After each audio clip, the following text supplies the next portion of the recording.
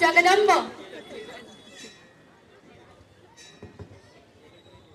जिच्या कुशीतून स्वराज्याचं देखणं स्वप्न उदयास आलं त्या राजमाता राष्ट्रमाता मासाहेब जिजाऊ ज्यांनी हे स्वप्न सत्यात उतरवलं ते छत्रपती शहाजीराजे भोसले आणि ज्यांचं नाव जरी ऐकलं तरी आमच्या अंगावर शान आणि डोळ्यात पाणी आल्याशिवाय राहत नाही ते छत्रपती शिवाजी महाराज आणि छत्रपती संभाजी महाराज यांना मी प्रथम अभिवादन करते।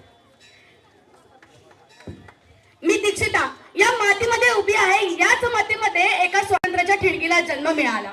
ही इथे जिजाऊ घडल्या, इथे शहाजीराजे घडले। हीच स्वातंत्र्याची खिडकी शिवनेरीवरती एका दिव्याच्या रूपात प्रकटली